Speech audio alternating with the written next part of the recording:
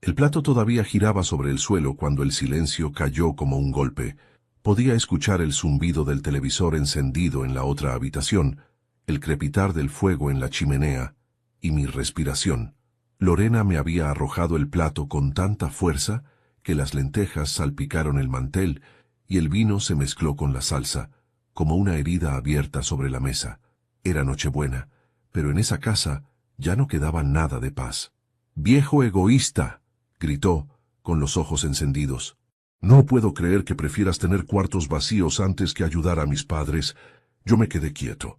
A mis 64 años había aprendido que no todo se responde con palabras. A veces el silencio pesa más que cualquier grito. Daniel, mi hijo, se levantó de golpe. «Lorena, basta», le dijo, aunque su voz temblaba. Ella lo miró como si fuera un soldado desobediente. «¿Y tú qué piensas?», le exigió. «Son mis padres, Daniel. No tienen dónde vivir. ¿Te parece justo que este viejo tenga habitaciones cerradas mientras ellos duermen en un sofá?» Mi hijo bajó la cabeza. En ese gesto supe la respuesta antes de que abriera la boca. «Papá», dijo, «tal vez podríamos pensarlo. Solo sería por unos meses». Levanté la vista. Sus palabras me dolieron más que el plato roto. No por lo que decía, sino por lo que implicaban. Ya no estaba de mi lado. «¿Pensarlo?», le respondí con calma. «Daniel, esta es mi casa. La construí con tus propias manos ayudándome cuando tenías 14 años. ¿Recuerdas?». «Sí, papá, pero las cosas cambian.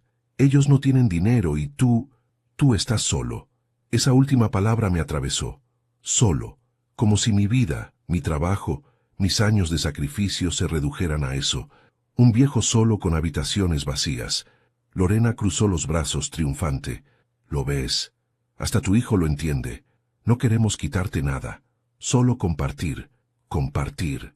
Esa palabra falsa resonó como veneno. Compartir para ellos significaba poseer. Me levanté despacio. «Lorena», dije, «tus padres tienen casa». «Una casa alquilada», interrumpió, «y carísima. No es mi responsabilidad pagar el techo de nadie más». «Egoísta», repitió, y su voz se quebró en un grito agudo. Daniel golpeó la mesa. «Ya basta los dos». «No, hijo», le dije con serenidad. «Déjala. Ella solo dice lo que tú piensas, y no te atreves a decirme». Se hizo un silencio espeso. El reloj de pared marcó las 11 con un sonido metálico.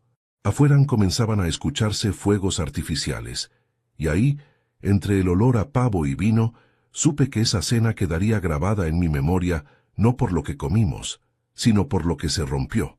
Lorena, furiosa, empujó la silla. «¿Sabes qué, Manuel? Si tanto te molesta que los demás vivan contigo, quédate solo». «Eso ya lo estoy». «No», intervino Daniel con los ojos húmedos. «Lo estarás de verdad». Sus palabras fueron el golpe final. «No me llames más tu padre», dijo. «No quiero volver a esta casa». Mi corazón se contrajo, pero no temblé. Me limité a respirar despacio. Luego sonreí. Una sonrisa que no era de felicidad, sino de certeza, porque lo que ellos no sabían es que esa noche ya estaba escrita desde hacía tiempo. Me levanté sin decir palabra.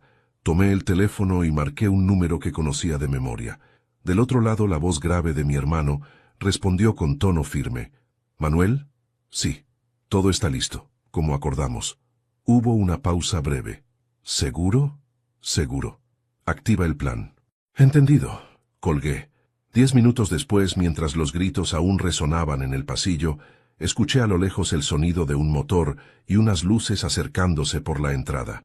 Daniel y Lorena me miraron, confundidos. «¿Qué hiciste?», preguntó ella. «Lo que debía». El timbre sonó. Abrí la puerta. Allí estaba Julio, mi hermano, con su abrigo oscuro y una carpeta bajo el brazo. Me miró a los ojos, sin necesidad de palabras. Sabía que el momento había llegado. Pero antes de contarte qué ocurrió después, me gustaría saber si ya te suscribiste al canal y si te gustó esta historia. Eso me ayuda a saber que estás aquí, acompañándome y disfrutando de cada relato. Ahora, continuemos. Julio entró sin saludar a nadie. Lorena intentó sonreír con esa falsedad que se le notaba en la mirada. «¿Qué hace aquí tan tarde?», preguntó. «Vengo a cumplir un acuerdo», respondió él. «¿Qué acuerdo?». preguntó Daniel cada vez más nervioso. Uno que tu padre y yo hicimos hace años. Se sentó en la cabecera de la mesa, justo donde antes estaba yo, y colocó la carpeta frente a todos. El sonido del papel sobre el mantel fue más fuerte que cualquier insulto. Manuel, dijo Julio, ¿quieres que lo explique yo? Asentí. Hazlo tú. Abrió la carpeta y dejó a la vista varios documentos notariales. Hace 5 años, comenzó, tu padre transfirió parte de sus bienes a mi nombre temporalmente, para protegerlos de futuras disputas. ¿Qué? Exclamó Daniel. Sí, pero no solo eso, continuó Julio. Lo que ustedes creen que es esta casa no es exactamente lo que parece. Lorena palideció. Daniel lo miró sin entender. ¿De qué estás hablando? Julio sonrió apenas. De que algunas paredes guardan secretos mejor que las personas. Yo no dije nada. Solo observé cómo el desconcierto se apoderaba de sus rostros. La cena, el grito, el plato roto, todo eso ya no importaba. Esa noche no era el final, sino el comienzo del ajuste. Miré a mi hijo con el corazón dividido entre el amor y la decepción. Te advertí, Daniel, que esta casa no era tuya, ni de nadie más. ¿Qué estás planeando, papá? Nada. Solo estoy cumpliendo mi promesa a tu madre, que jamás dejaría que la ambición destruyera a esta familia. ¿Y crees que esto arregla algo? Dijo Lorena furiosa. No, Lorena, esto no lo arregla. Entonces, solo pone a cada uno en su lugar. Julio cerró la carpeta, se puso de pie y me miró. ¿Vamos? Asentí. Tomé mi abrigo, pasé junto a mi hijo sin decir palabra y salí al frío. El viento olía a madera quemada y a nieve. Detrás de mí, la puerta se cerró con un golpe seco. No volví a mirar atrás. Sabía que esa casa, con toda su historia y sus heridas, acababa de cambiar de dueño. Aunque ellos aún no lo sabían. La gente suele creer que las grandes decisiones se toman de golpe. Que un día uno se levanta, cansado, y decide cambiarlo todo. Pero no. Las decisiones importantes no nacen del impulso, sino del dolor acumulado. El mío comenzó mucho antes de aquella cena de Navidad. Empezó el día en que enterré a Clara. Clara era el tipo de mujer que llenaba una casa sin decir una palabra. Tenía ese don extraño de convertir lo común en sagrado. El olor del café, una cortina limpia, una mano sobre la tuya cuando el día había sido largo. Fue ella quien me enseñó que los silencios podían ser compañía, no castigo. Cuando murió, la casa entera pareció envejecer conmigo. Daniel tenía 28 años entonces, y aunque lloró en el funeral, su tristeza duró menos que la mía. A los pocos meses apareció con Lorena, una joven que, a simple vista, parecía encantadora, educada, sonriente, con ese aire de todo bajo control que suelen tener las personas acostumbradas a manipular sin levantar la voz. Al principio me alegré. Pensé, tal vez tener una familia lo ayude a madurar. Pero pronto entendí que Lorena no buscaba amor, buscaba comodidad. Y Daniel, sin darse cuenta, se convirtió en su sombra. Él la complacía en todo. Ropa, viajes, restaurantes, caprichos. Cuando el dinero no alcanzaba, venía a verme con excusas distintas, pero con la misma mirada de siempre. La del hijo que ya no pide, sino exige.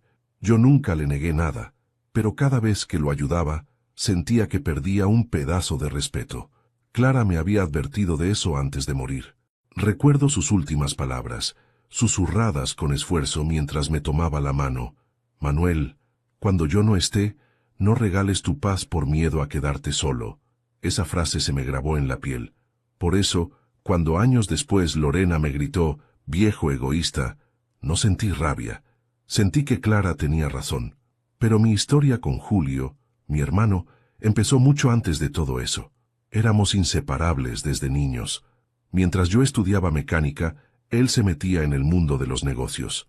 Yo era el que trabajaba con las manos, él con los papeles, y juntos levantamos una pequeña empresa de construcción que con los años se convirtió en nuestro orgullo. No éramos ricos, pero sí prudentes.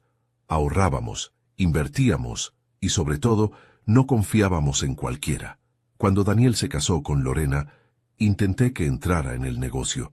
Julio se negó desde el principio. Ese muchacho no tiene hambre de trabajo, me dijo. Tiene hambre de poder. Y tenía razón. Daniel duró apenas 6 meses. Gastó más en cenas con clientes que en materiales, y cuando lo enfrentamos, dijo que no estaba dispuesto a romperse el lomo por unos pesos. Desde entonces, la distancia empezó a crecer. Fue entonces cuando Julio y yo tomamos una decisión que nadie conoció: crear una segunda estructura legal, una especie de escudo invisible.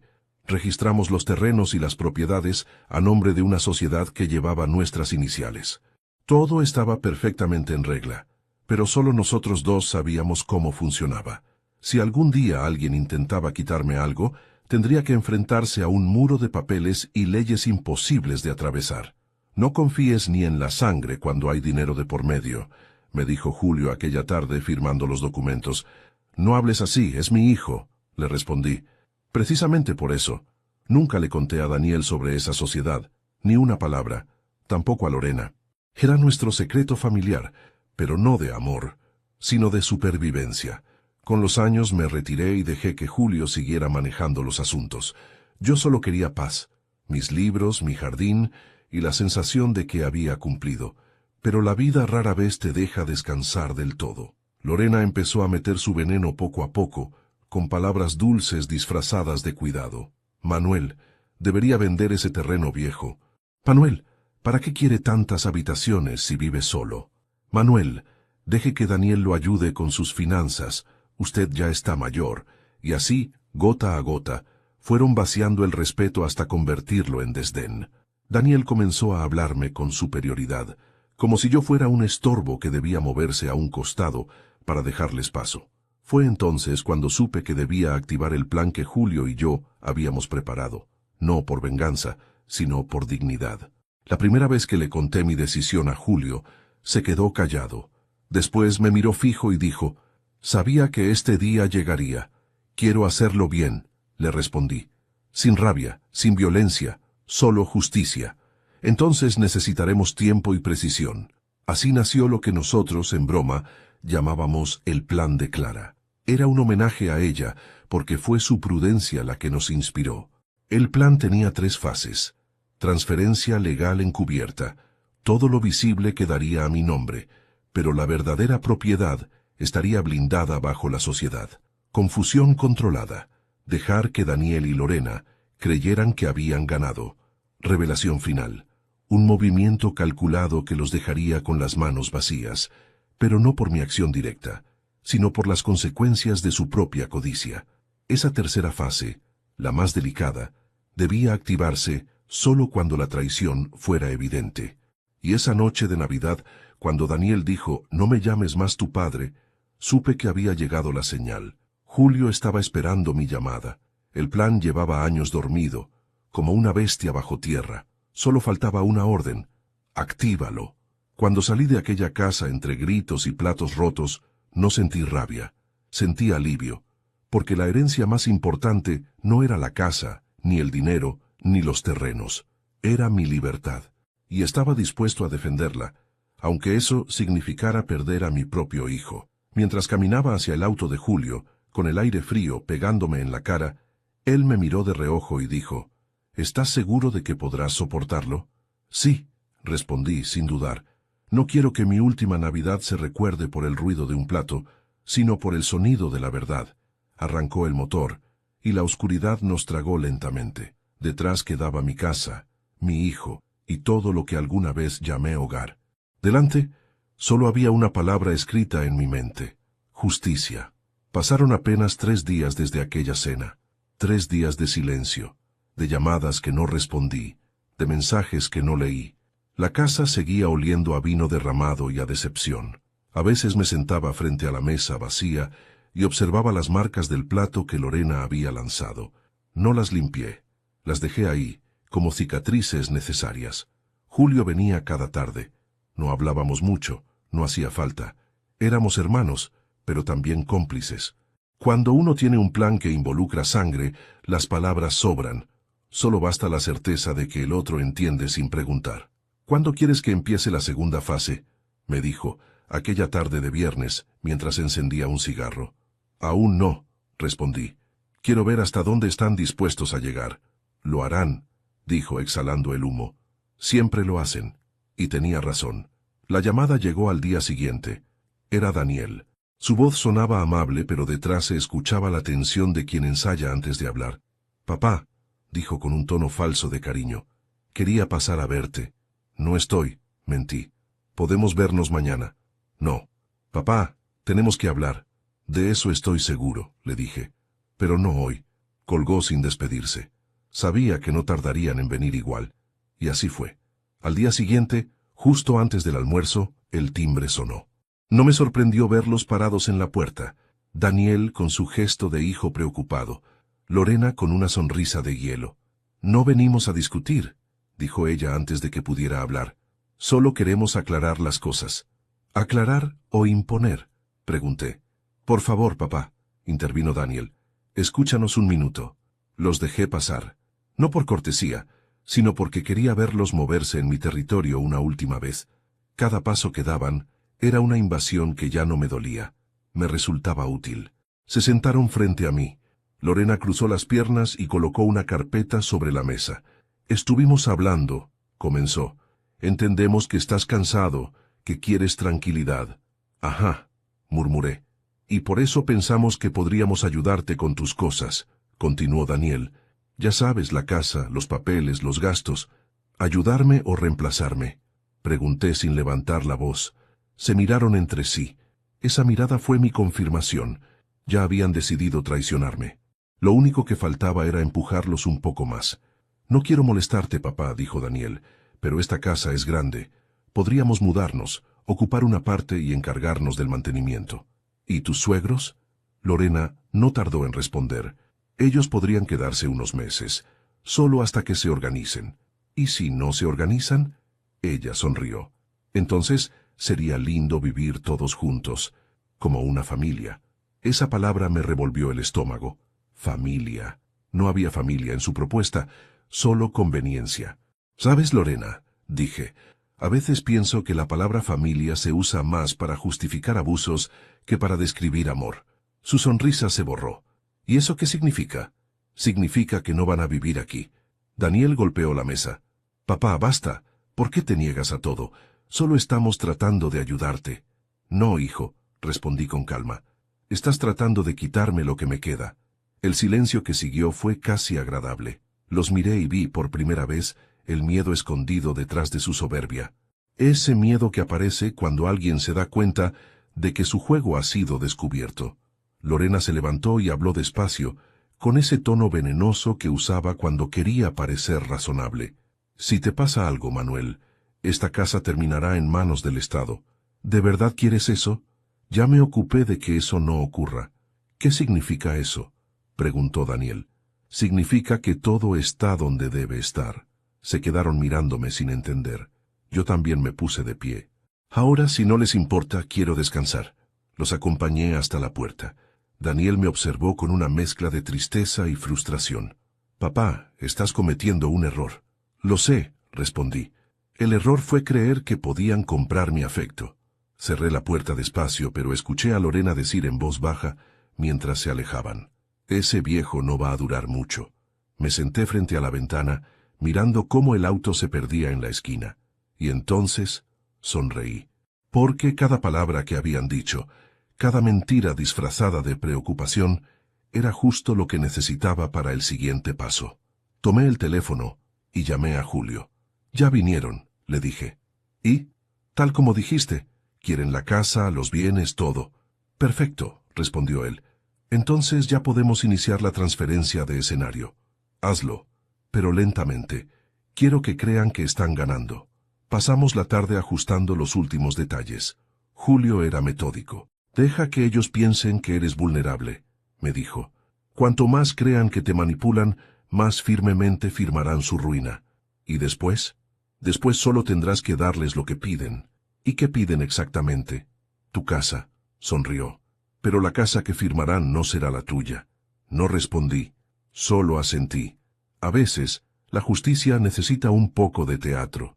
Y en esa obra yo estaba dispuesto a representar el papel del viejo ingenuo que finalmente cede ante su hijo. Esa noche dormí tranquilo. El dolor ya no era una herida abierta, sino una brújula. Sabía que estaba haciendo lo correcto, aunque me costara caro. Antes de cerrar los ojos, Miré el retrato de Clara en la pared y murmuré, «Perdóname, amor, no por lo que voy a hacer, sino por haber esperado tanto para hacerlo». Julio siempre fue el tipo de hombre que pasa desapercibido. No hablaba mucho, no opinaba más de lo necesario y tenía una habilidad casi sobrenatural para estar en todas partes sin que nadie notara su presencia. Por eso, cuando mis hijos lo miraban como a un pariente lejano sin importancia, yo sonreía, porque no sabían que él era la sombra que sostenía toda mi verdad. Lo conocí mejor cuando murió nuestra madre. De los dos, él fue quien mantuvo la cabeza fría mientras yo me desmoronaba. Tenía esa calma que solo los hombres que han perdido demasiado pueden sostener. Y fue justamente esa serenidad la que me salvó muchas veces. Cuando Clara enfermó, Julio fue el único que vino cada semana. Nunca lo dijo, pero creo que la quería como a una hermana. La ayudaba con las cuentas, con los papeles del hospital, y fue él quien me obligó a empezar a proteger lo que habíamos construido. «La enfermedad cambia a la gente, hermano», me dijo un día cuando Clara aún respiraba. «Cuando ella falte verás rostros que no reconocerás». No me equivoqué. Esos rostros eran los de mi propio hijo y su esposa. Después del funeral, cuando la casa se llenó de flores y vacíos, Julio me acompañó al taller. Allí, sobre una vieja mesa, desplegó planos y documentos. «Quiero que veas algo», me dijo. Lo que vi me dejó sin aliento. Una réplica exacta de mi casa, pero en otro terreno, a 20 kilómetros de allí. «¿Qué es esto?», pregunté. «Una copia», respondió. «La estamos construyendo desde hace un año». «¿Qué? ¿Por qué?» «Porque algún día te la van a querer quitar, y cuando lo intenten, esta será tu refugio y tu venganza». No supe qué decir. Julio no era un soñador, era un hombre práctico. Si estaba haciendo algo así, debía tener un motivo sólido. «¿Y cómo lo registraste?», pregunté. «A nombre de la empresa, bajo una filial. Nadie podrá rastrearla. Y cuando el momento llegue, tú podrás desaparecer sin desaparecer». Esa fue la primera vez que escuché esa expresión. Desaparecer sin desaparecer. Sonaba extraña, casi teatral, pero con el tiempo entendí su sentido.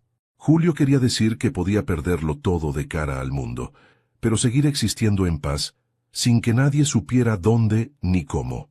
Durante años, esa segunda casa fue nuestro secreto.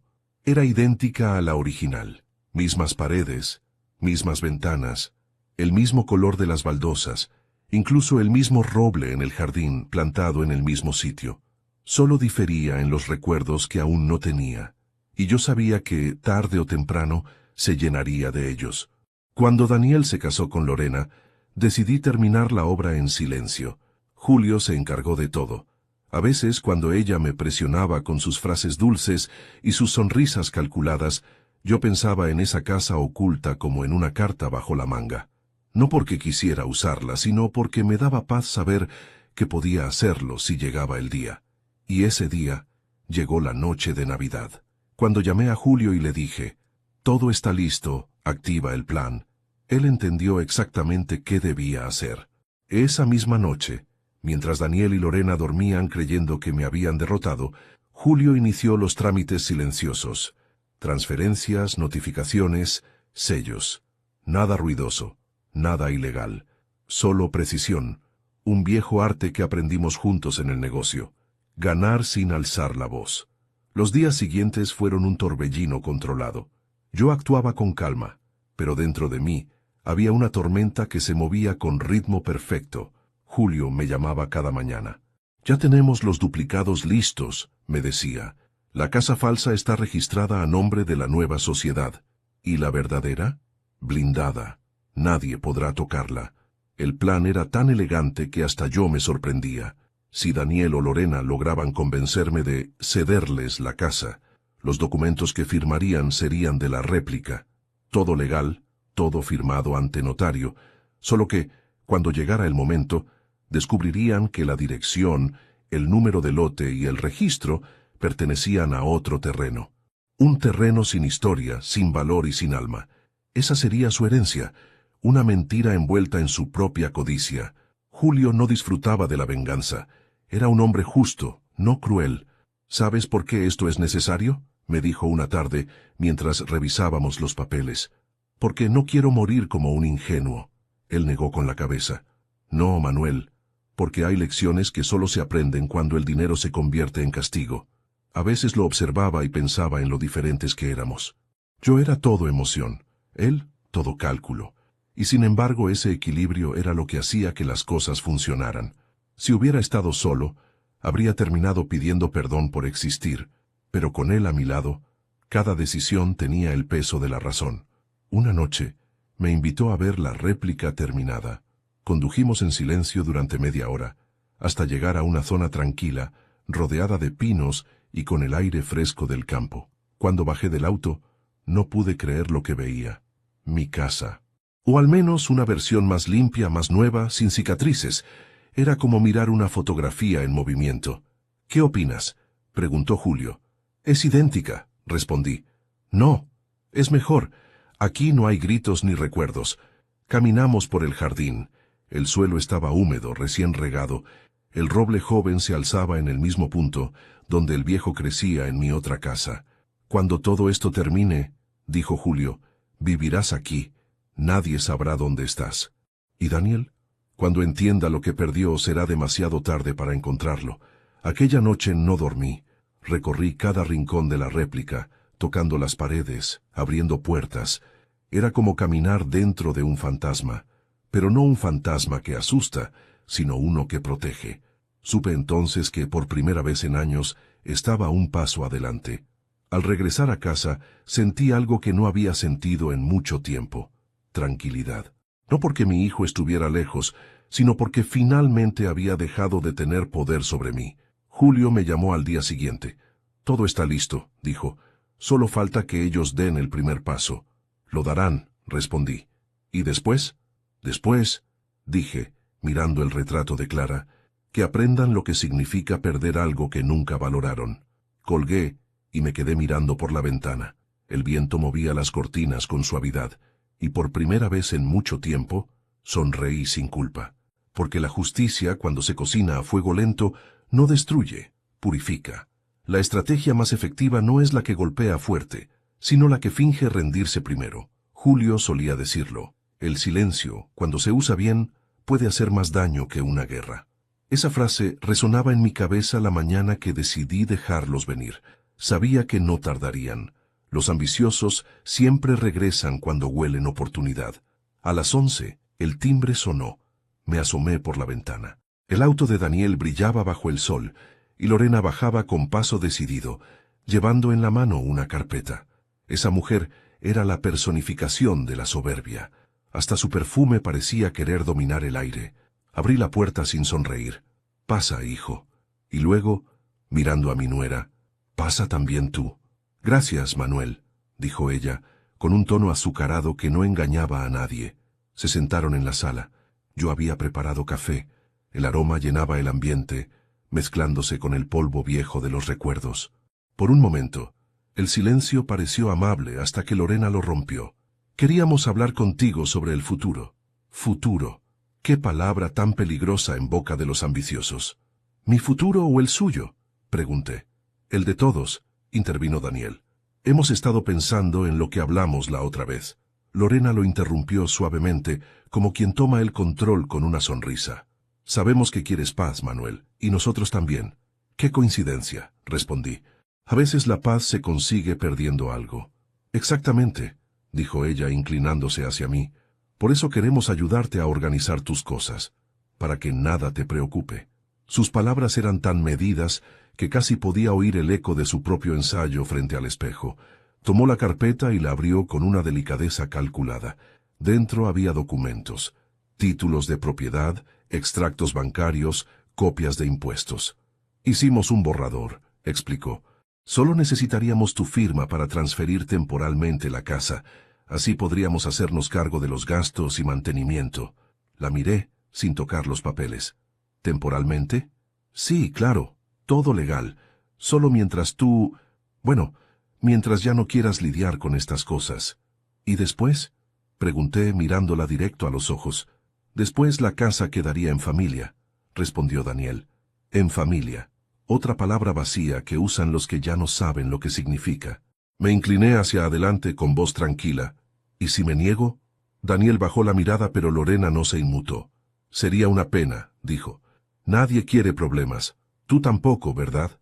Ahí estaba. La amenaza disfrazada de amabilidad. La sonrisa que esconde el diente. Respiré hondo y fingí dudar. De acuerdo, dije finalmente. Si eso los deja tranquilos, firmaré. ¿En serio? Preguntó Daniel sorprendido. En serio. Estoy cansado. Quiero que las cosas queden claras antes de morir. Esa última frase los relajó por completo. Vi en sus rostros el alivio de quien cree haber ganado. No sabían que acababan de caer en la trampa con la facilidad de quien tropieza en su propia codicia. Julio había preparado todo. Los documentos eran copias legales, con la misma estructura que los verdaderos, pero con un detalle invisible para cualquier ojo inexperto. La dirección del inmueble pertenecía a la réplica. Mismo nombre de calle, distinto número de lote. Una firma bastaría para convertir su ambición en un certificado de ruina. Les pedí un momento y fui al escritorio. Tomé los papeles falsos que Julio había dejado y los coloqué frente a ellos. Aquí tienen. Lean antes de firmar. Lorena ni siquiera ojeó. Confío en ti, Manuel, dijo sin pudor. Daniel firmó primero, sin mirarme. Yo observé cómo su mano temblaba apenas al escribir su nombre. Cuando terminaron, les serví otra taza de café. Brindemos, dije. ¿Por qué?, preguntó Lorena. Por el futuro. Chocamos las tazas.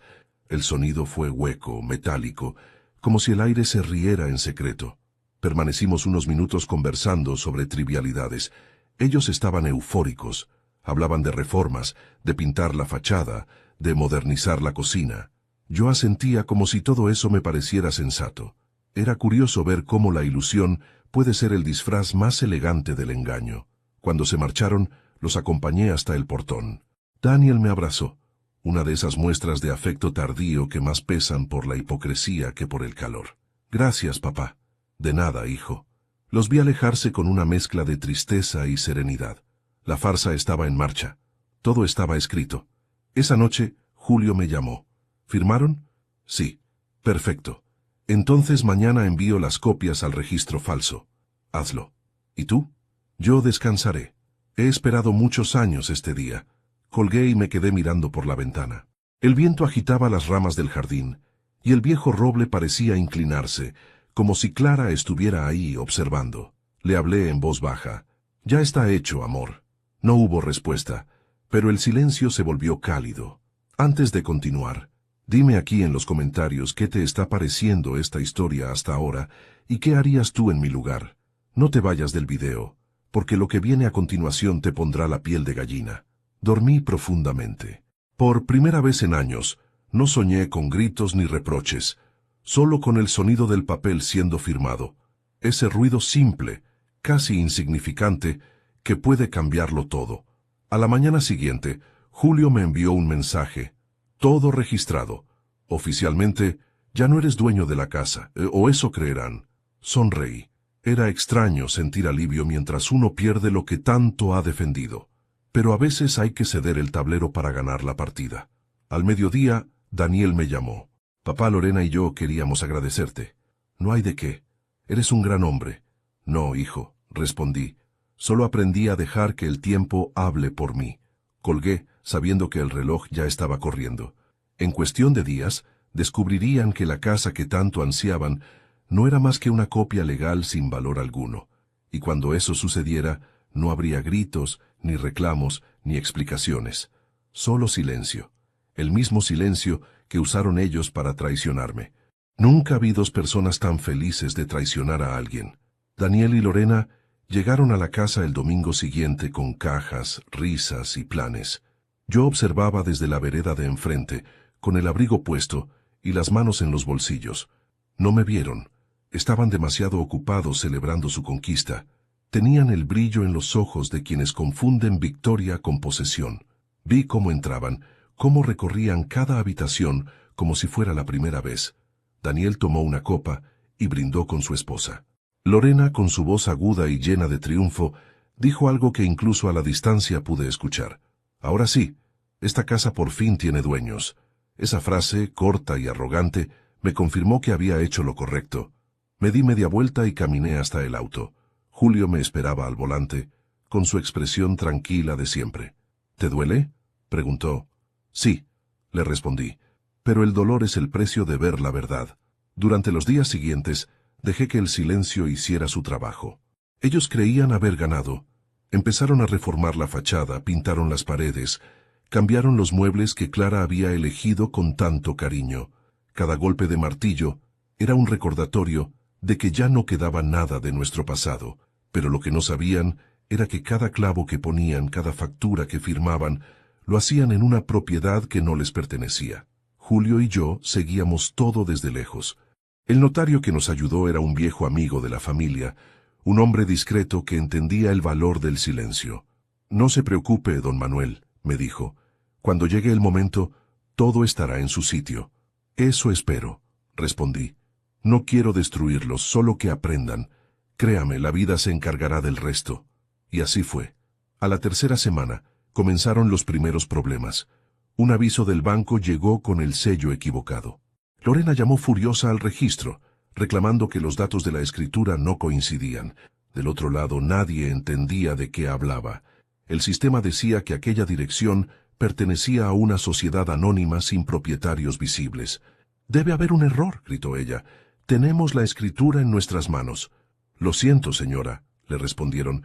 «No hay registro a nombre de ningún Daniel ni Lorena aquí». Daniel trató de arreglarlo personalmente. Fue al ayuntamiento, al banco, incluso al abogado de su suegro. Todos le dieron la misma respuesta. Los papeles estaban en regla, pero no correspondían a esa casa. Era como si vivieran en una sombra. Las llamadas empezaron a llegarme, primero suaves, luego insistentes, luego desesperadas.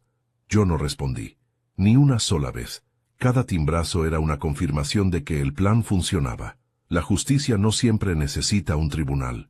A veces basta con un espejo. Una tarde Julio me llamó y dijo, «Ya descubrieron que la propiedad pertenece a la fundación». ¿Qué dijeron? Nada aún, pero pronto lo harán. Habíamos creado la Fundación Clara Domínguez con un propósito noble, becar a jóvenes de bajos recursos para aprender oficios. Era el legado que Clara habría querido dejar, y al mismo tiempo era el muro impenetrable que protegía todo lo que habíamos construido. Esa fundación era ahora la verdadera dueña de la casa original, del terreno, del taller y de cada cuenta. Daniel y Lorena lo habían perdido todo, con su propia firma. Días después, Daniel finalmente me buscó en persona. Apareció frente a la puerta de mi nueva casa, la réplica, con el rostro pálido y los ojos hundidos. No lo invité a pasar. «Papá, necesito hablar contigo», dijo, con un tono que no escuchaba desde que era niño. «Te escucho. Todo esto fue un error. Los papeles, los registros, no entiendo nada». «Yo sí», respondí. «Entiendo perfectamente». «¿Qué hiciste?», preguntó, con un hilo de voz. «Nada que tú no me hayas enseñado primero». Se quedó en silencio. El peso de sus propias decisiones empezó a caer sobre sus hombros. Vi en su mirada algo que no reconocía hacía años. Vergüenza. «Papá, Lorena está fuera de sí», dijo. «Dice que la arruinaste». «No, hijo», le respondí. «Se arruinaron solos. Yo solo dejé que firmaran lo que querían firmar. Por favor, ayúdame a arreglarlo». «¿Arreglar qué?». «Todo». Respiré hondo. Había esperado ese momento tanto tiempo que, cuando llegó, no sentí satisfacción. Solo una tristeza profunda, como quien ve una casa arder sabiendo que él mismo encendió la primera chispa. «No puedo, Daniel», dije finalmente. «Ya no es mía». «¿Qué?». «La casa, ni el terreno, ni las cuentas. Todo pertenece a la Fundación Clara Domínguez». Sus labios temblaron. «¿La fundación? ¿De mamá?». «Así es. Ella siempre quiso ayudar. Ahora lo hace incluso sin estar aquí». Se llevó las manos a la cabeza. «¿Por qué hiciste esto?». «Porque el dinero debía servir a alguien que lo mereciera». «¿Y yo no lo merezco?». «No cuando crees que todo te pertenece por derecho». No gritó, no lloró, solo bajó la cabeza. Y por primera vez en muchos años, se comportó como un hombre. «Papá», susurró, «¿me odias?». «No. Si te odiara, te habría dejado quedarte con todo y destruirte solo. Entonces, ¿qué hago ahora?». «Aprender, hijo. Empieza por aprender». Se marchó sin mirar atrás. Lo vi alejarse encorvado, derrotado. El viento levantó el polvo del camino, y en ese momento sentí algo inesperado. Paz. No la paz del triunfo, sino la del equilibrio restaurado. Esa noche, Julio me llamó. ¿Lo viste? Sí. ¿Y cómo lo tomaste? Como debía ser. Con calma. Entonces el plan está completo. No, Julio, dije. Aún falta una última lección. Colgué y miré el retrato de Clara sobre la repisa. Le hablé en voz baja como cada noche. Todavía no he terminado, amor. Y en el reflejo del vidrio, juraría que su sonrisa me respondía, aún no, pero estás cerca. La justicia tiene un sabor extraño cuando se sirve fría. No es dulce, no da placer. Solo deja un eco en el pecho, un silencio que se parece demasiado a la tristeza. Han pasado 3 semanas desde la última vez que vi a Daniel.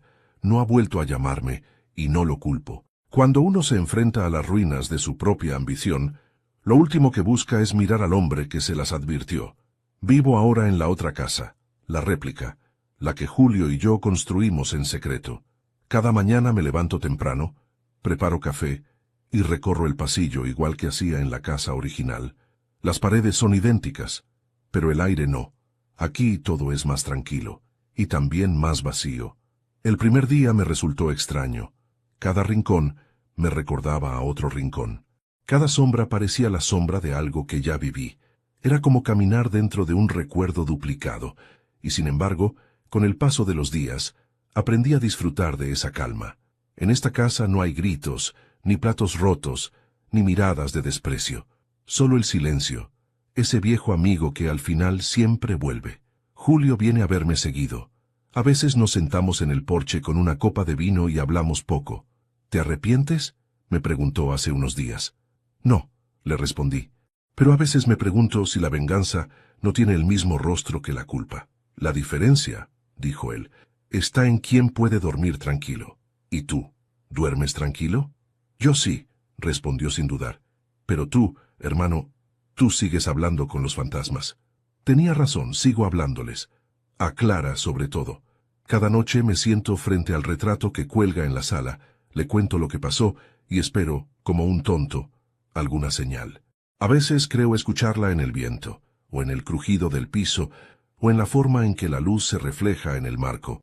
No sé si es locura o consuelo, pero la prefiero a la soledad muda. El otro fantasma que me visita es Daniel, no el Daniel adulto, arrogante y calculador, sino el niño que solía correr por el jardín, riendo con un balón entre las manos. A veces cierro los ojos y lo escucho. Mira, papá, mira lo que puedo hacer. Y yo le respondo en mi mente, sí, hijo, lo vi todo. Pero cuando abro los ojos el jardín está vacío, y lo único que queda es el sonido del viento golpeando las hojas del roble joven. Lorena no volvió a aparecer. Supe por un amigo común que se fue de la ciudad. Dejó a Daniel con las deudas y con un silencio que, según me dijeron, lo está consumiendo.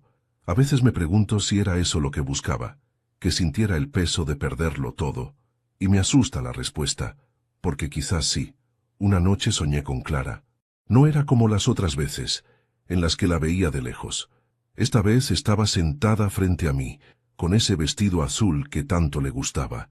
Me sonrió, pero no con ternura, sino con una mezcla de tristeza y comprensión. Te advertí, me dijo en el sueño, que no dejaras que el dolor decidiera por ti. No fue el dolor, fue la justicia, le respondí. ¿Y cuál es la diferencia?, preguntó. Desperté sudando, con el corazón acelerado. Esa pregunta me acompañó todo el día. ¿Cuál es la diferencia entre justicia y venganza? ¿Acaso no son la misma cosa cuando el resultado es el mismo, el silencio del otro? Julio pasó esa tarde y me encontró distraído. «Estás pensando demasiado», dijo sirviéndose una copa. «Clara me habló en un sueño. No es raro, siempre hablas con ella. Esta vez fue diferente. Me hizo dudar. No hay nada que dudar, Manuel. Ellos te traicionaron». «Sí, pero... ¿y si yo también traicioné algo?» «¿A quién?» «A mí mismo». Julio suspiró, cansado de mis dilemas. «La culpa es un lujo de los que no tienen razones. Tú las tienes. Eso no la hace más liviana». Esa noche, después de que se fue, me senté en el porche y vi el atardecer. El cielo estaba rojo, como si el sol se incendiara lentamente. Pensé en mi hijo, en lo solo que debía sentirse. Pensé en Lorena, en lo rápido que el amor se convierte en cálculo, y pensé en mí, en este viejo que creyó que podía escribir el destino de los demás sin mancharse las manos. El teléfono sonó entrada la noche. Era un número desconocido, pero supe que era él antes de contestar. «Papá», dijo Daniel con voz ronca, «te escucho. Solo quería decirte que vendí el auto». «¿Y eso?» «Para pagar las deudas». «Entiendo. Y también...» Se detuvo unos segundos. «También quería decirte que lo siento». No respondí. Las palabras de perdón pesan más cuando llegan tarde. «No espero que me creas», continuó, «pero todo lo que hice fue porque quería demostrarte que podía ser como tú». «Hijo», dije con la garganta apretada, «si de verdad quisieras ser como yo, habrías aprendido que el valor no está en poseer, sino en mantener la dignidad». Hubo un largo silencio. Luego, una frase que me atravesó. «¿Y tú, papá? ¿La mantuviste?» No supe qué responder. La llamada se cortó. Esa noche no dormí. Salí al jardín, caminé bajo la luz tenue de la luna y me detuve frente al roble. Pasé la mano por el tronco joven, recordando el árbol viejo de la casa original. Allí enterré, hacía años, una caja con cartas y fotografías de Clara y Daniel cuando era niño. Pensé en cavar otra vez, en recuperar esos recuerdos, pero no lo hice, porque entendí que los fantasmas viven donde uno decide no cerrar las heridas. Volví a entrar y me senté frente al retrato. Le hablé como siempre. No sé si hice bien, Clara. Quizás logré justicia, pero perdí al hijo que criamos. Y por un momento, juro que su mirada en la foto pareció suavizarse, como si me dijera que todavía había tiempo para reparar.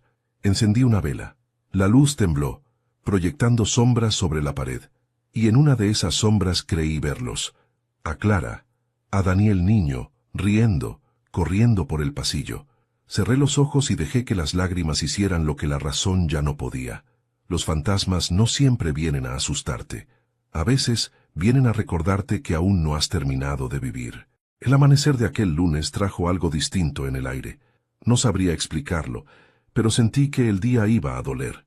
El viento soplaba más frío que de costumbre, y el cielo tenía ese color gris que anuncia una visita inesperada.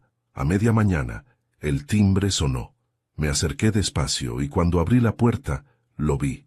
Daniel estaba frente a mí, con el rostro demacrado, la ropa arrugada y la mirada vacía. Parecía haber envejecido 10 años en un mes. Traía en la mano una pequeña mochila, como si hubiera venido para quedarse. «Papá», dijo en voz baja, «no tengo a dónde ir». Por un momento me quedé mudo, no porque no esperara su regreso, sino porque verlo así me recordó algo que creí olvidado, que antes de ser el hombre que me traicionó, fue el niño que me pedía que le atara los zapatos. Lo dejé pasar. No hablamos al principio. Preparé café, como hacía Clara cuando alguien estaba triste. El olor llenó la cocina, y en ese aroma sentí por un instante que ella aún vivía. Daniel tomó la taza entre las manos temblorosas. «Lorena se fue», dijo sin mirarme. «Se llevó lo que quedaba del dinero. Lo siento». «No, papá, no lo sientes». Tenía razón, no lo sentía, pero tampoco sentía alegría, solo una especie de calma triste, como si el tiempo se hubiera detenido. «Intenté recuperar la casa», continuó, «pero la fundación...» «No es la fundación, Daniel», lo interrumpí. «Es tu madre». «¿Qué? Todo lo que le pertenece ahora lleva su nombre. Así lo quiso ella. Ella está muerta». «No del todo», dije. «Mientras la recuerdes, seguirá decidiendo por nosotros». Daniel agachó la cabeza. El silencio se hizo largo, incómodo, pero necesario. A veces no hacen falta palabras para que un hombre entienda su lugar. «He perdido todo, papá», dijo finalmente. «No todo. ¿Qué me queda?» «La posibilidad de empezar de nuevo». Rió, pero fue una risa amarga. «A mi edad. ¿Con qué dinero? ¿Con qué casa? ¿Con qué nombre?» «Con el mismo con el que yo empecé después de perderlo todo». «No soy tú». «Lo sé», dije, «pero aún puedes ser alguien que valga la pena recordar». Se levantó, caminó hasta el ventanal y miró el jardín. El roble joven se movía con el viento, igual que el viejo de nuestra casa original. «¿Sabes qué es lo peor?», dijo, sin girarse. «Que todo lo hice pensando que te estaba defendiendo». «¿Defendiéndome de qué?» «De ti mismo». de tu terquedad, de tu desconfianza. Creí que si tomaba las riendas te liberaría de tus responsabilidades. ¿Y lo lograste? No, te perdí. Esa frase me atravesó como un cuchillo, no porque fuera nueva, sino porque la dijo con la voz rota, como quien finalmente entiende el daño que causó. Lo observé un momento. Ya no era el hombre arrogante que había gritado, «No me llames más tu padre». Era un muchacho perdido dentro de un cuerpo cansado. «Hijo», le dije despacio, «todos los hombres cometemos errores, pero no todos destruyen a quien los amó. Yo también fallé», confesé. Creí que la lección debía doler para ser aprendida, y quizás me pasé de la raya. Nos quedamos en silencio. El reloj del comedor marcó las 12. El sonido era el mismo que aquella noche de Navidad, solo que ahora, en vez de resentimiento, había una paz extraña. Daniel respiró hondo. «¿Crees que todavía hay forma de arreglar algo?», preguntó. «Sí, pero no con palabras». «¿Qué quieres que haga?». «Empieza ayudando a los demás. La fundación siempre necesita manos». Me miró con desconcierto. «¿Quieres que trabaje en la fundación?». «No, quiero que ayudes. No es lo mismo. ¿Y si lo hago? Entonces sabré que el hombre que crié sigue vivo». No respondió. Solo asintió, con los ojos húmedos. Al día siguiente fue. Julio lo recibió sin decirle que era el verdadero cerebro detrás de todo. Le dio tareas simples: mover cajas, pintar paredes, arreglar herramientas. Al principio Daniel trabajaba en silencio, con el peso del orgullo roto sobre los hombros. Pero con los días algo cambió. Comenzó a hablar con los jóvenes, a escuchar sus historias. Los muchachos de la fundación lo respetaban aunque no sabían quién era realmente. Lo llamaban Don Daniel. Era irónico. El mismo título que me daba a mí cuando aún me respetaba. Una tarde, Julio me llamó. «Tu hijo está cambiando», me dijo. «Lo veo diferente». «¿Diferente cómo?». «Como alguien que ha aprendido el valor de la humildad». «Entonces el plan funcionó». «No», respondió Julio. «Lo que funcionó fue el tiempo». Fui a verlo unos días después. Estaba pintando una pared blanca, con la ropa manchada y las manos llenas de polvo. Cuando me vio se detuvo. No dijo «papá», solo me ofreció la brocha. «¿Ayudas?». La tomé, y pintamos en silencio. No sé cuánto tiempo pasó. Quizás una hora, quizás una eternidad. El sol entraba por la ventana, y por un momento me pareció ver en la pared recién pintada la sombra de Clara, observándonos con esa sonrisa tranquila que tanto extrañaba. Al terminar, Daniel se secó el sudor y me dijo: «Gracias por no rendirte conmigo». Le puse una mano en el hombro. «Gracias por volver a ser mi hijo. No lloramos. A veces los hombres de nuestra edad aprendemos que las lágrimas no son necesarias para entender el perdón. Solo hace falta silencio y un gesto». Esa noche, ya en casa, miré el retrato de Clara. Le hablé como siempre. Volvió, amor. Volvió cambiado. Y por primera vez sentí que el aire en la habitación olía a alivio. Encendí una vela. Su luz titilante iluminó el marco, y juraría que, por un instante, ella sonrió. Un año después de aquella noche que partió mi vida en dos, el calendario marcaba otra vez diciembre. La ciudad estaba vestida de luces, los escaparates llenos de guirnaldas, y los vecinos se saludaban con esa alegría fingida que siempre trae la Navidad. Yo, en cambio, la esperaba en silencio, ya no con dolor, sino con una calma que solo los años y la culpa pueden fabricar. Desde temprano preparé la mesa. Usé el mantel blanco que Clara bordó a mano en nuestro primer aniversario, el que había guardado durante años en el fondo del armario. Coloqué 2 platos, 2 copas, 2 velas. El eco de la casa vacía hacía que cada pequeño ruido sonara más grande, más vivo. Mientras servía el vino, escuché pasos acercarse por el camino. No me sobresalté. Sabía quién era. Daniel había prometido venir. Cuando abrió la puerta, lo vi diferente. Ya no era el hombre de traje que hablaba con tono de mando, ni el hijo que exigía herencias que no le correspondían. Era alguien más simple, más humano. Vestía una camisa limpia, sin pretensiones, y en las manos traía un ramo de flores envuelto en papel marrón. «Son para mamá», dijo.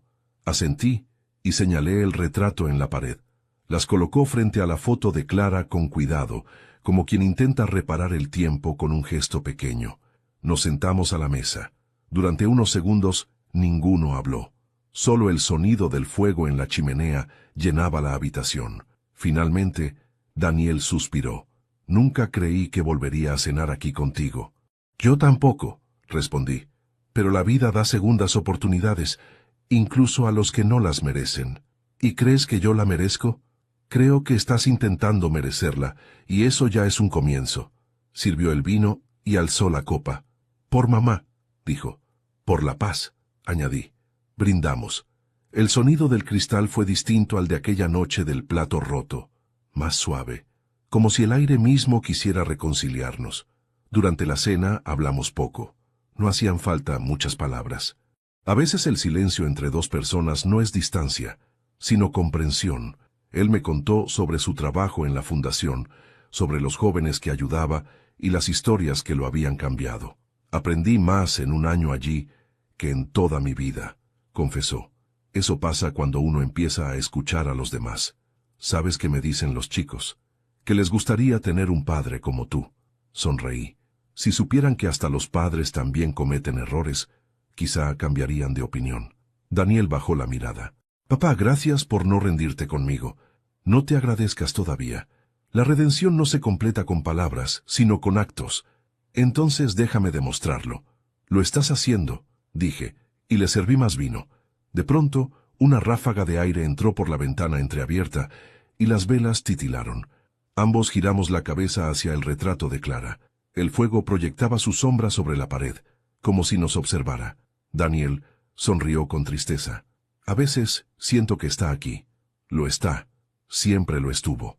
Durante unos minutos nos quedamos callados, mirando la foto. El tiempo parecía suspendido. Y fue entonces cuando entendí que aquella noche no era solo una cena. Era un cierre. El final de un ciclo que había comenzado con un grito y terminaba con un silencio lleno de amor. Daniel rompió el silencio. ¿Sabes qué hice esta tarde? No. Fui a ver la casa vieja. ¿La viste? Sí. Hay una familia viviendo allí ahora. Un matrimonio joven con 2 niños. Me alegra oírlo. El más pequeño se parece a mí cuando era niño. Jugaba bajo el roble igual que yo. El árbol sigue en pie entonces. Sí. Bien, dije. Eso significa que las raíces aguantaron. Nos miramos, y los dos entendimos que hablábamos de mucho más que un árbol. Hablábamos de nosotros, de las raíces que casi se rompieron pero sobrevivieron. Después de cenar, Daniel se levantó y fue hasta el piano de la sala. Lo abrió y pasó los dedos sobre las teclas, como buscando recuerdos. ¿Recuerdas cuando mamá intentó enseñarme a tocar?, preguntó. Sí. Duraste 2 clases. Era malísimo. Sí, dije riendo, pero era feliz. Él sonrió y empezó a tocar torpemente una melodía que reconocí enseguida. La canción que Clara solía tocar en las noches de lluvia. No sonaba perfecta, pero no importaba. Era suficiente. Cuando terminó, se volvió hacia mí. Papá, ¿sí? Gracias por no dejar que me convirtiera en alguien que no era. Gracias por encontrar el camino de vuelta. Nos abrazamos. Por primera vez en muchos años, lo sentí como cuando era niño. Flaco, tembloroso, buscando consuelo. No dije nada. Solo cerré los ojos y dejé que el tiempo, por fin, hiciera su trabajo. El reloj marcó la medianoche. Brindamos una vez más. Por lo que se fue, dije. Y por lo que vuelve, añadió él. Salimos al porche. El aire frío de diciembre nos envolvió. El cielo estaba lleno de estrellas. Daniel miró hacia arriba y dijo, «Mamá estaría orgullosa». «Sí, hijo, lo está». Nos quedamos allí en silencio, mientras los fuegos artificiales iluminaban el horizonte, y por primera vez en mucho tiempo entendí que la verdadera venganza no era hacerlos sufrir, era lograr que comprendieran, y que volvieran limpios, sin odio, con el corazón en paz. Cuando entramos de nuevo, Daniel colocó una vela nueva frente al retrato de su madre. «Por ti, mamá», susurró. Yo añadí en voz baja, «y por nosotros», que al fin entendimos lo que significa perdonar. Las velas ardían con una llama serena, y en ese instante supe que ya no había fantasmas, ni heridas, ni rencor, solo amor, el mismo que, aunque tardío, seguía vivo. Esta mañana desperté antes de que saliera el sol. El silencio de la casa me pareció distinto, más liviano, como si algo dentro de mí hubiera soltado una carga que llevaba años arrastrando. Encendí la cafetera, y mientras el aroma llenaba el aire, supe que había llegado el momento de escribir la última carta, la que debía desde hacía mucho tiempo, la que me debía a mí mismo. Busqué el papel más bonito que tenía, uno que Clara me había regalado en un cumpleaños. Aún conservaba el olor leve de las flores que ella guardaba entre los libros. Me senté junto a la ventana con la pluma entre los dedos y comencé a escribir. Mi querida Clara, hoy la casa amaneció tranquila. El viento entra por las ventanas y mueve las cortinas como si jugara con ellas. Me gusta pensar que eres tú, que vienes a recordarme que todavía me queda un poco de vida por disfrutar. Ha pasado un año desde que todo terminó. Daniel volvió, ya lo sabes. Cambió más de lo que imaginé posible. Trabaja cada día en la fundación que lleva tu nombre. A veces lo veo hablar con los chicos, y juro que su voz tiene un tono tuyo, paciente, cálido, sin rencor. Durante mucho tiempo pensé que la justicia solo podía lograrse castigando, que debía equilibrar la balanza, haciéndolos sentir el dolor que me causaron, pero ahora entiendo que la verdadera justicia no nace del castigo, sino de la enseñanza. A veces, enseñar duele, pero también salva. Él ha entendido eso. Lo veo en sus ojos. Ya no hay soberbia en ellos, sino gratitud. Cuando me mira, no ve a un viejo testarudo, sino al hombre que aún lo llama hijo. Y eso, Clara, fue gracias a ti. Porque aunque ya no estás, sigues enseñándonos. Sigues poniendo orden en este caos de emociones humanas que nos desborda. Me detuve un momento. El sol empezaba a asomar entre los árboles, tiñendo de oro el suelo del jardín. El roble joven, el mismo que Daniel y yo plantamos hace un año, se movía suavemente con el viento. Lo miré y pensé en aquel otro roble, el viejo, el que creció junto a la casa original, ambos distintos, ambos firmes, como las etapas de una misma vida. Seguí escribiendo. ¿Recuerdas cuando decías que el amor verdadero no se mide por lo que damos, sino por lo que somos capaces de soportar sin perder la ternura? Tenías razón. Soplé el fuego de la rabia, y en su lugar quedó algo más grande, la compasión. Ya no me duele el pasado, Clara. He aprendido a perdonarlo, como uno perdona a un hijo que tropieza 1000 veces y aún así lo vuelve a abrazar. He comprendido que el perdón no borra lo ocurrido, pero sí puede transformar lo que queda. Julio también está en paz. A veces bromea diciendo que nos volvimos viejos tramando planes, pero que al menos el nuestro tuvo un final decente. Sin sangre, sin gritos, solo con la verdad. Él sigue viniendo cada domingo. Tomamos vino, hablamos poco y recordamos mucho. Dice que el silencio entre nosotros pesa menos que antes. Y yo le creo. Hoy quería contarte algo más. Daniel planea abrir una nueva sede de la fundación, en un barrio pobre, donde los niños apenas saben leer. Dice que quiere enseñarles lo que su madre le enseñó a él, que la dignidad no depende de lo que se tiene, sino de lo que se hace con lo que se tiene. ¿No te parece hermoso, Clara? El mismo hijo que una vez me gritó, «Tu dinero es mío», ahora trabaja por los demás sin esperar nada a cambio. La vida al final sabe cómo corregirse sola. Dejé la pluma a un lado y me serví otra taza de café.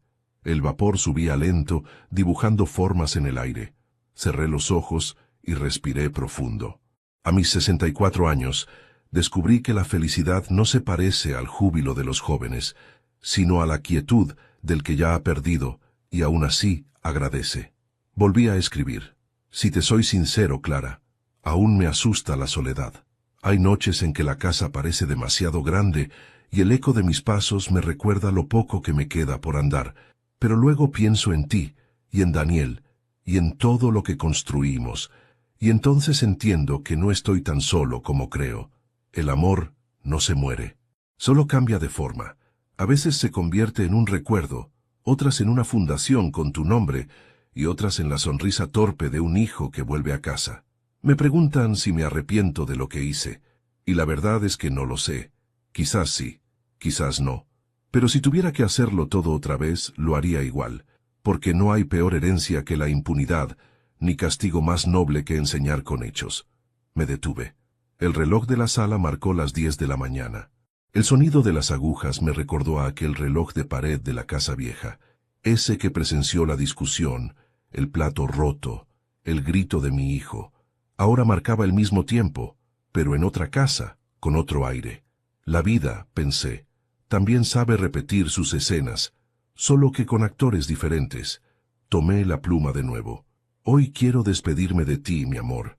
No porque quiera olvidarte, sino porque necesito seguir caminando sin tanto peso. He llevado tu nombre en cada decisión, en cada silencio, en cada acto, y sé que de alguna manera tú también llevaste los míos en cada oración que hiciste por mí. Te prometo que cuidaré de Daniel, y que cuando me toque irme, lo haré tranquilo, sabiendo que dejé el mundo un poquito más justo de lo que lo encontré. Quizás no fui el mejor esposo, ni el mejor padre, pero intenté ser un hombre digno, y eso, quiero creer, vale algo. Si allá donde estás puedes oírme, quédate tranquila. No hay rencor, no hay culpa, solo gratitud. Tu voz sigue en mi cabeza cuando cae la lluvia, tu risa aún vive en las paredes, y tu olor sigue escondido en el jardín. Gracias por enseñarme que el perdón no se da, se cultiva. Gracias por seguir aquí, aunque ya no te vea. Gracias por hacerme entender que incluso el silencio puede decir, te amo. Con amor eterno, Manuel.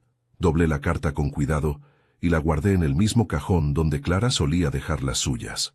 Después salí al jardín. El aire estaba tibio y las hojas del roble se movían con ese murmullo suave que parece voz. Cavé un pequeño hueco junto al tronco y coloqué la carta envuelta en una cinta azul. No como entierro, sino como semilla, porque las palabras que nacen del amor, tarde o temprano, florecen en alguien. Mientras cubría el hueco con tierra, escuché pasos detrás de mí. Era Daniel. «¿Qué haces, papá?», preguntó, despidiéndome. «¿De quién?». «De tu madre, y un poco de mí también». Se quedó a mi lado, en silencio. Luego me pasó una mano por el hombro. «¿Puedo ayudarte?». «Ya lo hiciste», le dije. Nos quedamos mirando el árbol.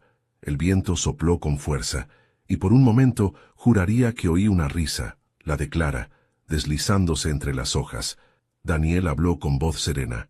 «He decidido algo». «¿Qué cosa?». «Voy a poner una placa en la entrada de la fundación, que diga, aquí no se enseña a olvidar, se enseña a empezar de nuevo». Sonreí. «Tu madre estaría orgullosa. Yo también lo estoy de ti, papá». Nos abrazamos. Y en ese abrazo entendí que ya no éramos dos hombres separados por el pasado, sino dos sobrevivientes unidos por lo que aprendieron. El sol comenzó a bajar. Volvimos a la casa, encendimos la chimenea y servimos 2 copas de vino. El fuego crepitaba igual que en aquella primera Navidad, pero ahora no había gritos, ni dolor, ni venganza, solo paz. «Papá», dijo Daniel, levantando la copa. «Sí, hijo. Gracias por no rendirte conmigo. Gracias por regresar a tiempo». Bebimos en silencio. El reloj marcó las 8, y entonces, sin planearlo, ambos miramos hacia el retrato de Clara. Sus ojos parecían brillar con una luz distinta, como si también brindara con nosotros. Me incliné hacia adelante y susurré, «Ya está, amor, todo está en su lugar». Esa noche, antes de dormir, salí al porche. El cielo estaba despejado, las estrellas inmóviles, y el aire olía a tierra húmeda. Me senté en la mecedora y dejé que la brisa me acariciara el rostro. Por primera vez en muchos años, no pensé en el pasado ni en el dolor, solo en la serenidad de haber cerrado un ciclo. Murmuré para mí mismo, «La vida es como una partida de ajedrez, Clara. Al final, todos los movimientos llevan a un último gesto. El mío fue perdonar, y ese, créeme, fue el movimiento más difícil de todos». Cerré los ojos. Escuché el viento mover las ramas, y me pareció escuchar su voz, suave, lejana, diciéndome, «Descansa, Manuel, lo hiciste bien». A veces la vida nos obliga a elegir entre la justicia y la paz. Yo elegí las dos, aunque me costara el alma, y aprendí que perdonar no significa olvidar, sino soltar el peso de lo que nos ata. Si estás escuchando esto, quiero decirte algo. No esperes a perderlo todo para darte cuenta de lo que realmente vale. El dinero se va, las casas se derrumban, las herencias se gastan, pero el amor, si se cuida, permanece. Y si alguna vez te llaman egoísta por defender lo tuyo, recuerda que hay silencios que valen más que 1000 explicaciones. Antes de despedirme, quiero pedirte algo. Suscríbete al canal, dale me gusta al video y cuéntame en los comentarios qué te pareció esta historia. Y sobre todo dime desde qué ciudad nos ves. Me encantará leerte. Soy Manuel Domínguez y esta fue mi historia.